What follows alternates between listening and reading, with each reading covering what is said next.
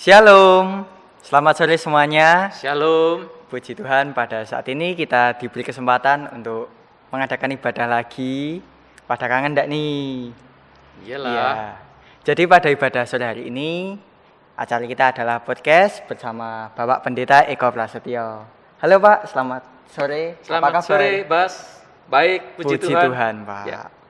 Baik semuanya, sebelum kita masuk lebih lagi, lebih baik kalau kita awali acara pada sore hari ini dengan berdoa. Mari kita berdoa, saya hantarkan. Bapa di dalam surga, Bapa yang baik, Tuhan yang menjadi sumber berkat dan pertolongan bagi kami, puji syukur kami panjatkan kehadirat-Mu ya Bapa. Pada sore hari ini Engkau telah beri kesempatan kepada kami untuk beribadah lagi, kembali bersekutu menghadap kehadirat-Mu, kembali memuliakan nama-Mu bersama-sama melalui acara podcast yang kami selenggarakan saat ini.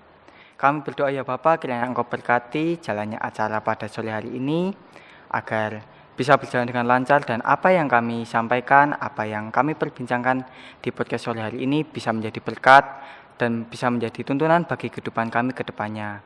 Engkau berkati Bapak Pendeta Eko Prasetyo selaku narasumber di sini, agar apa yang beliau sampaikan bisa membangun iman kami dan selalu menuntun kami ke dalam jalan sesuai dengan kehendak-Mu saja.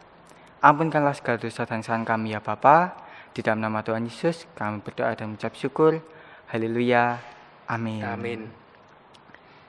Ya, Pak Eko, pertama kali saya ucapkan terima kasih bisa hadir di acara kita sore hari ini.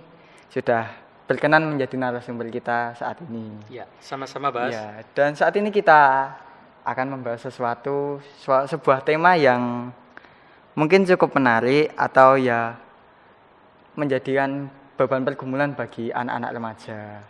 Yaitu temanya, ini aku, utus aku.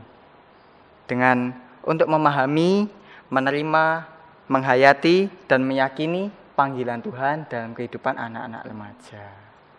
Oke, Ya. Bas. Saya kira itu satu tema yang sangat bagus. Tapi bagus juga kalau sebelum membahas tema itu, kita puji Tuhan ya.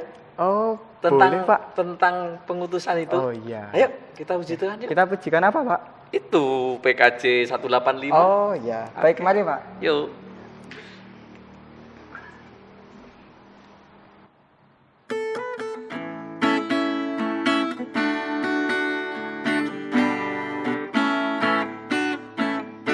Tuhan mengutus kita ke dalam dunia, bawa pelita kepada yang gelap. Meski dihina serta dilanda duka, harus melayani dengan sepenuh. Dengan senang, marilah kita melayani umatnya. Dengan senang, berarti kita memuliakan namanya.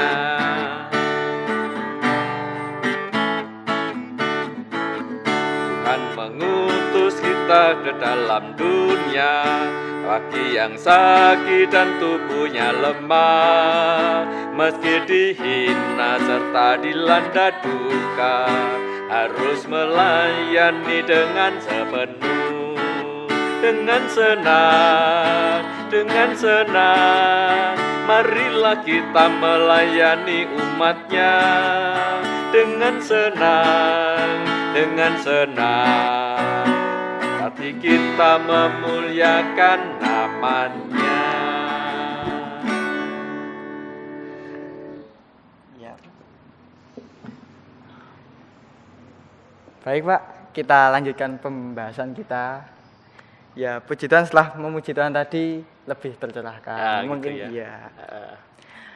Sebelumnya ini ada sesuatu yang mau saya ungkapkan dulu Pak. Oke. Ya, kalau pada kaum remaja saat ini tuh seringkali itu remaja seolah-olah seperti menolak panggilan Tuhan Pak. Kadang itu ada yang diajak melayani, untuk ayo datang ke gereja hanya beribadah saja, banyak yang tidak mau, apalagi ikut ambil bagian dalam pelayanan.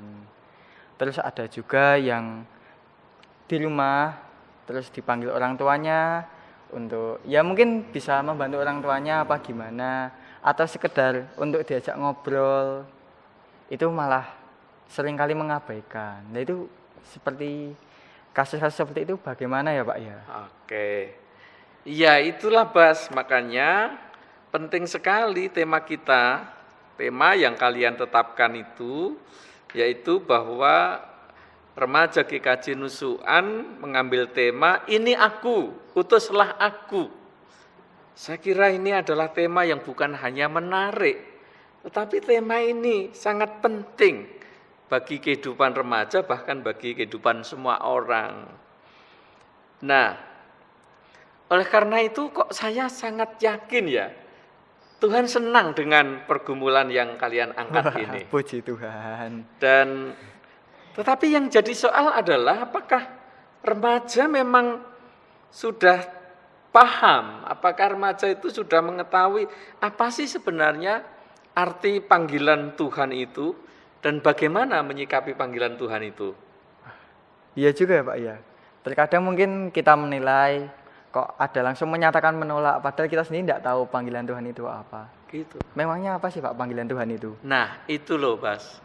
Jadi sebenarnya kalau kita berbicara tentang panggilan Tuhan, maka sesungguhnya itu tidak terlepas dari keberadaan manusia yang sudah berada dalam kondisi dosa.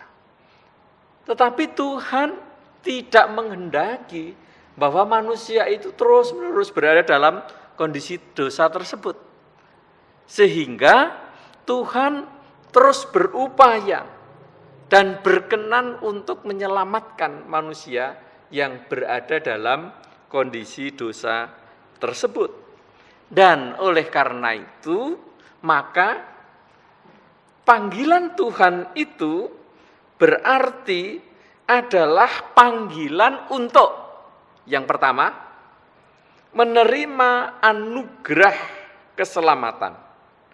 Dan bagi orang yang bersedia menanggapi atau merespon, lalu menerima anugerah keselamatan tersebut, selanjutnya akan menerima panggilan yang kedua, yaitu dilibatkan dalam karya penyelamatan Allah. Gitu, Bas. Nah, arti dari panggilan Tuhan itu. Dan dua panggilan tersebut adalah panggilan yang berlaku bagi semua orang percaya. Termasuk remaja GKJ Nusukan dan semua orang percaya yang lain yang kemudian sering disebut sebagai gereja. Nah, pelaksanaan dari tugas tersebut adalah bersaksi dan memberitakan atau bersaksi atau memberitakan karya penyelamatan Allah, dan yang kedua adalah memelihara karya penyelamatan Allah tersebut. Nah, apa sih konkretnya melaksanakan panggilan Tuhan dalam dua hal tersebut, yaitu memberitakan dan memelihara karya penyelamatan Tuhan tersebut? Maka konkretnya itu bisa diwujudkan ketika setiap orang melakukan profesi yang dimiliki oleh masing-masing orang. Ada yang profesi guru, ada yang profesi mungkin polisi, ada hakim, kemudian ada dokter. Nah, profesi-profesi yang semacam itu adalah bagian dari karunia Allah. Karena itu adalah karunia Allah, maka Allah pasti punya rencana terhadap profesi yang dikaruniakan tersebut. Dan rencana Tuhan adalah agar melalui profesi itu dimanfaatkan atau digunakan dalam mewujudkan panggilan Tuhan tersebut, Bas. Jadi misalnya jadi dokter, ya jadi dokter yang bisa sekaligus mewartakan karya kasih Tuhan, memberikan kesaksian. Wih, itu loh Pak Dokter Baskoro itu kalau melayani sangat ramah dan seterusnya, itu kan menjadi daya tarik tersendiri.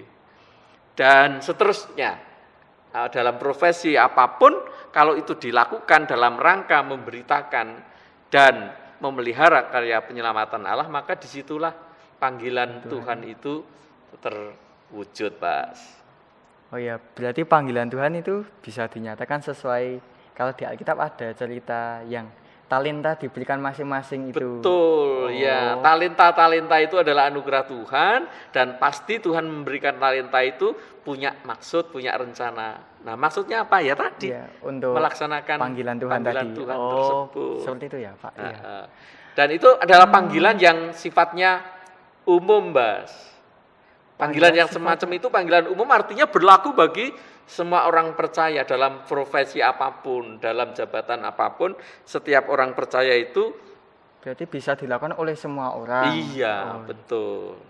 Tapi kalau ada yang panggilan umum, memangnya ada, Pak, yang panggilan terkhusus untuk satu orang itu apa ada? Iya, ada, Bas.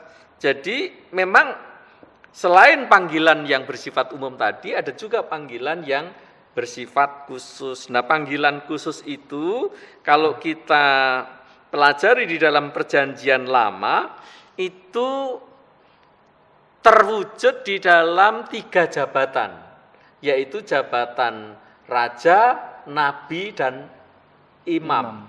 Jadi itu yang bisa melakukan hanya orang-orang yang ditunjuk oleh Allah untuk menduduki jabatan tersebut. Jadi tidak semua orang bisa melakukan itu. Dan oleh karena itu maka di dalam Perjanjian Lama kita mengenal ada raja-raja di Israel itu. Ada Raja Salomo, ada Raja Saul, dan seterusnya itu. Lalu ada Imam Eli, ada banyak imam yang lain, dan kemudian juga ada nabi-nabi dan seterusnya. Itu dalam Perjanjian Lama. Hanya saja ketika sudah kedatangan Tuhan Yesus datang ke dunia ini, 3 jabatan tersebut itu tidak lagi menjadi jabatan yang khusus.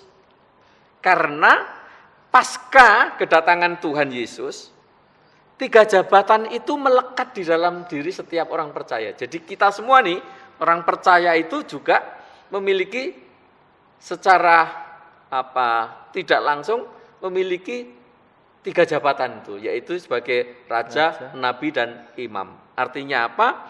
Dengan jabatan sebagai raja berarti kita harus melaksanakan apa yang menjadi kehendak Tuhan untuk melaksanakan keadilan, untuk melaksanakan kehidupan yang baik dan seterusnya. Lalu kalau dalam jabatan nabi ya berarti harus menyampaikan kebenaran Tuhan. Lalu untuk jabatan imam ya melayani. Itu merupakan jabatan atau tugas yang melekat dalam diri setiap orang percaya. Sehingga yang dulunya dalam Perjanjian Lama itu menjadi jabatan sifatnya khusus, lalu di dalam Perjanjian Baru pasca Tuhan Yesus itu sudah menjadi jabatan yang umum juga. Nah, lalu kemudian kembali ke yang khusus. Kalau dalam Perjanjian Baru jabatan yang khusus itu seperti apa? Nah, itu gereja-gereja pada umumnya menempatkan jabatan khusus itu adalah orang yang dipanggil untuk melayani secara full time. Kalau di dalam gereja Protestan itu umumnya itu berada dalam jabatan pendeta, atau orang sering menyebutnya hamba Tuhan, begitulah, aliran tertentu menyebutnya seperti itu. Dan kalau di Katolik itu menjadi imam atau romo gitu ya, romo pastor seperti itu. Nah, itu yang disebut panggilan khusus tadi itu. Gitu, Bas. Oh, jadi dari panggilan Tuhan tadi setelah tahu pengertiannya dibagi lagi untuk yang umum yang bisa dirasakan semua orang dan khusus sesuai dengan panggilan pribadinya. Betul. Terus menanggapi panggilan tadi itu bagaimana, Pak? Kan seperti yang saya sampaikan tadi, cuma dengan hal sepele saja banyak yang sudah merasa menolak panggilan. Lah memangnya tanggapan mengenai panggilan tadi harusnya seperti apa? Iya, satu pertanyaan yang sangat bagus. Ini melanjutkan dari pemahaman yang tadi sudah dibahas itu. Jadi kalau sudah memahami itu enggak cukup. Tapi setelah memahami bahwa panggilan Tuhan itu seperti itu, maka orang harus menyikapinya dengan benar, menanggapi dan menyikapinya dengan benar. Lalu kalau begitu bagaimana menyikapi panggilan Tuhan tersebut? Nah, tema itu lagi-lagi menjadi satu hal yang penting. Ketika disebutkan ini aku Tuhan, ini aku, utuslah aku. Sesungguhnya itu kan pernyataan dari Nabi Yesaya ketika dipanggil oleh Tuhan. Dan ketika Nabi Yesaya menyampaikan satu pernyataan, ini aku, utuslah aku. Sesungguhnya Nabi Yesaya itu menyatakan kesiapannya untuk diutus oleh Tuhan. Walaupun pada awalnya Nabi Yesaya itu kayak semacam berkelit atau semacam tidak punya kepercayaan diri begitu, karena di pasal 6 Yesaya itu pada waktu itu mengungkapkan bahwa celakalah aku karena aku adalah orang yang najis bibir dan tinggal di tengah-tengah bangsa yang najis bibir dan seterusnya begitu. Tetapi untunglah setelah melihat kemuliaan Tuhan itu, Yesaya kemudian menyatakan pernyataannya, yaitu ini aku Tuhan, utuslah aku. Seperti itu. Nah, beruntungnya seperti itu. Berarti yang dari awalnya hampir menyatakan penolakan ketidaklayakannya itu, Pak? Ya, mungkin kerendahan hati apa gimana ya, nggak tahu. Ya, bisa jadi penolakan, bisa jadi juga keraguan, atau mungkin merasa tidak layak atau apa seperti itu. Tapi akhirnya dimampukan Tuhan untuk bisa setelah percaya menyerahkan dirinya tadi, Pak. Betul. Terus selanjutnya gimana, Pak? Iya. Dan akhirnya memang kalau bicara tentang sikap, ada contoh lain juga yang dinyatakan oleh tokoh-tokoh yang lain selain Nabi Yesaya itu, yaitu Nabi Samuel misalnya. Dengan dia menyatakan ini aku, utuslah aku yang dikatakan oleh Nabi Yesaya itu, berarti sebenarnya di situ dia meyakini. Jadi menanggapinya atau menyikapinya berarti dia meyakini. Meyakini atau mengimani panggilan Tuhan itu dalam dirinya. Nah, sebagai wujud dari keyakinannya itu, maka kalau kita belajar dari Samuel misalnya di 1 Samuel 3 ayat 1 sampai 21 itu, dia harus mengalami setidaknya 3 hal. Dari kecil Samuel itu harus rela untuk terpisah dari orang tuanya.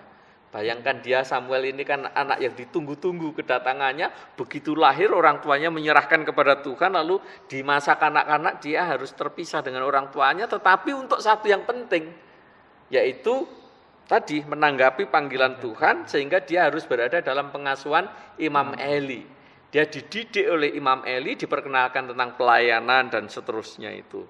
Yang pertama terpisah dari orang tuanya, artinya meninggalkan kemapanannya, meninggalkan kenyamanan yang dimilikinya. Lalu yang kedua menaati proses bimbingan yang diberikan oleh Imam Eli dalam mengasah kepekaan terhadap suara panggilan Tuhan. Pernah tahu ada satu kisah di mana dia belum tahu tentang Tuhan itu memanggil dia begitu, lalu berulang kali dia mengkonfirmasi kepada Imam Eli, sementara Imam Eli tidak memanggilnya. Dan disitulah Samuel ini dididik atau dilatih kepekaannya untuk mendengar suara Tuhan. Dan kemudian yang ketiga, bersedia mendengar. Dan begitu ada panggilan Tuhan lagi, maka dia mengatakan, ya Tuhan, saya siap untuk mendengar. Seperti itu pernyataan dari Samuel itu. Lalu sikap yang kedua, selain yang pertama tadi itu meyakini dan mengimani, maka sikap yang kedua adalah menghayati. Menghayati itu artinya menghidupi panggilan Tuhan itu dengan tekun di sepanjang kehidupannya. Mengapa begitu? Karena panggilan merupakan satu jalur kehidupan yang tidak pernah putus atau tidak pernah berhenti. Panggilan Tuhan itu berlangsung di seluruh atau di sepanjang hidup manusia sampai akhir hayatnya. Oleh karena itu menghayati panggilan Tuhan berarti hidup yang terus fokus kepada kehendak Tuhan. Dan kalau hidup fokus kehendak Tuhan itu contohnya seperti yang dilakukan oleh Rasul Paulus. Sehingga Rasul Paulus itu membuat statement demikian. Saudara-saudara, aku sendiri tidak menganggap bahwa aku telah menangkapnya, tetapi ini yang kulakukan. Aku melupakan apa yang telah di belakangku dan mengarahkan diri kepada apa yang di hadapanku dan berlari-lari kepada tujuan untuk memperoleh hadiah, yaitu panggilan surgawi dari Allah dalam Kristus Yesus. Nah, inilah contoh bagaimana menyikapi panggilan Tuhan, yaitu yang pertama tadi itu meyakini panggilan itu, dan lalu kedua itu menghayati di sepanjang kehidupan. Gitu, Bas. Lalu setelah misalnya sudah meyakini, lalu menghayati, yang dibutuhkan untuk menerima panggilan Tuhan itu apa, Pak? Iya, sebenarnya memang untuk sampai ke sana itu ada ada satu sikap lagi, yaitu diperlukan adanya pengenalan akan panggilan Tuhan secara pribadi. Jadi setiap orang itu kan punya tujuan tuh. Baskoro pasti punya tujuan hidupnya itu seperti apa. Nah, melalui tujuan hidup itulah kita masing-masing itu bergumul menemukan dan memastikan diri bahwa inilah panggilan Tuhan untuk saya. Misalnya, satu ketika kita menetapkan saya ingin menjadi guru. Nah, guru itulah yang kita yakini sebagai panggilan pribadi kita.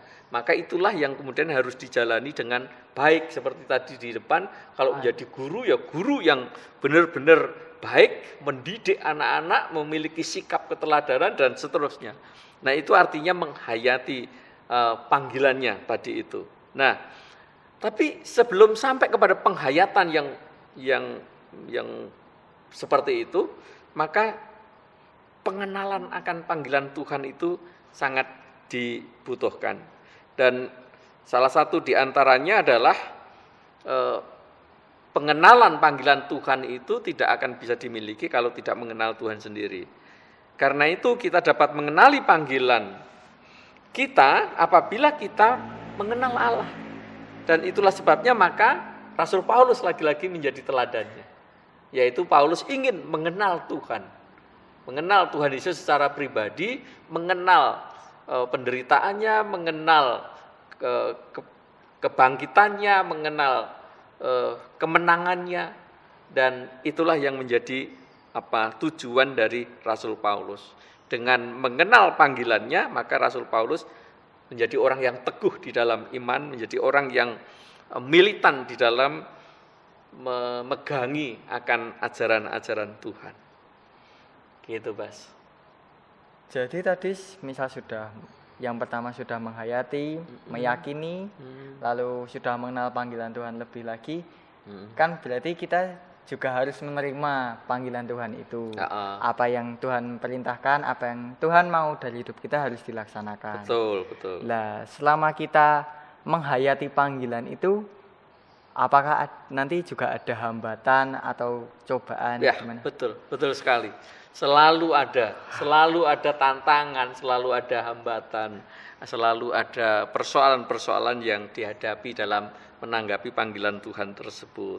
Tetapi dari sekian hal yang menjadi hambatan-hambatan itu, sebenarnya hambatan yang paling membahayakan itu adalah hambatan yang berasal dari dalam diri kita sendiri. Apa itu? Yaitu kesombongan dan kebebalan. Itu diungkapkan di Ibrani 3 ayat 7. Jadi orang yang bebal, jadi dipanggil-panggil tidak mau menanggapi gitu ya. Lalu kemudian sikapnya malah sombong. Itu tuh menjadi kendala, menjadi hambatan yang sangat mengganggu. Nah, selain itu juga perasaan terlalu minder atau rendah diri. Kalau rendah hati memang dibutuhkan, tapi kalau terlalu minder atau rendah diri, nah itu menjadi hambatan. Itu rasa minder yang berlebihan. Itu di 1 Korintus 1 ayat 25 sampai 29 disebutkan di sana. Lalu yang ketiga, hambatan dari dalam tadi itu adalah ketidaktaatan. Jadi kalau kita nggak mau taat terhadap kehendak Tuhan, nggak akan bisa menghayati panggilan Tuhan, nggak akan bisa merespon panggilan Tuhan itu. Gitu, Mas, hambatan-hambatannya. Berarti kan sudah ada pernyataan kalau menerima panggilan Tuhan itu juga tidak akan berjalan mulus-mulus saja. Iya, betul. Pasti ada hambatan dan cobaan tadi. Betul. Nah, kalau semisal Pak, kita sudah tahu panggilan Tuhan di dalam hidup kita itu kita harus seperti ini. Tapi setelah tahu ada cobaan, ada hambatannya tadi, kita menyatakan penolakan, terus gimana Pak? Nah itu dia. Banyak contoh juga Mas di dalam Alkitab itu. Bagaimana orang itu menolak panggilan Tuhan itu. Jadi jika panggilan Tuhan itu tidak diikuti atau ditolak, maka yang akan terjadi adalah satu, tidak dapat menggenapi rencana dan kehendak Tuhan dalam kehidupan kita. Dan yang kedua adalah tidak dapat menikmati hidup yang baik, hidup yang sejahtera, hidup yang berdasarkan kasih Tuhan. Tidak bisa menikmati yang semacam itu. Lalu yang ketiga itu tidak bisa hidup dalam sukacita. Bahkan dikejar-kejar oleh masalah, dikejar-kejar oleh perasaan tertuduh, perasaan tidak nyaman dan seterusnya. Dan itu yang terjadi dan dialami oleh Yunus di Yunus 1 ayat 4 itu. Kita tahu kisahnya tentang itu. Lalu dan yang terakhir itu yang perlu kita waspadai itu adalah kalau orang tahu panggilan Tuhan dan itu adalah berkaitan dengan keselamatan kita sendiri, lalu menolak, maka Tuhan akan murka. Contohnya ya Musa yang pernah menolak panggilan Tuhan itu di Keluaran 4 ayat 10 sampai 14. Pernah Tuhan marah kepada Musa. Itu Pak. Jadi sebenarnya kalau kita ikuti semua proses tadi, maka panggilan Tuhan itu memang sesuatu yang satu sisi adalah hal yang indah karena itu berkaitan dengan keselamatan kita sendiri, tapi sisi yang lain memuat satu tanggung jawab yang besar. Dan oleh karena itu maka tepat sekali ketika kalian mengambil tema ini, berarti adalah hal yang sangat baik, mumpung kalian masih remaja, masih muda, Tuhan memberikan satu masa hidup yang panjang, juga memberikan potensi, baik potensi pikiran maupun potensi fisik yang masih penuh dengan kekuatan, maka itu adalah kesempatan emas kita untuk bersiap diri, menanggapi panggilan Tuhan yang luar biasa tersebut. Dan oleh karena itu, Bas, mengakhiri dari percakapan kita ini, saya akan menyampaikan satu statement yang demikian. Hidup adalah perutusan. Allah mengutus orang muda menjadi pemeran utama dalam segala situasi. Pandemi bisa saja memunculkan krisis, tetapi sekaligus memanggil orang-orang muda untuk melihat dengan hati yang mampu mengasihi. Tuhan memanggil orang muda untuk menjadi nabi-nabi masa kini, yaitu nabi yang mengasihi Tuhan. Menjadi nabi di zaman ini, yaitu nabi yang memiliki hati yang tergerak untuk berbelas kasih. Maka jangan biarkan satu orang pun tercecer dan merasa ditinggalkan dalam kesusahan dan dalam kegelapan. Inilah saatnya orang muda untuk berseru, "Ini aku, utuslah aku," sebagaimana disebutkan dalam tema tadi. Yesaya 6 ayat 8. Aku siap untuk diutus menjadi nabi masa kini dengan melihat keprihatinan dengan cermat yang ada di sekitar kita dan sekaligus mencari solusi-solusi yang bijak. Dengan begitu maka orang muda dipanggil oleh Tuhan untuk membangun kebiasaan-kebiasaan atau tradisi atau budaya yang baik. Misalnya, hidup hemat sebagai ganti dari bosan, buang. Lalu 2, hidup sehat sebagai ganti dari budaya yang mengarah kepada kematian. Dan yang ketiga, hidup produktif sebagai ganti dari budaya konsumtif.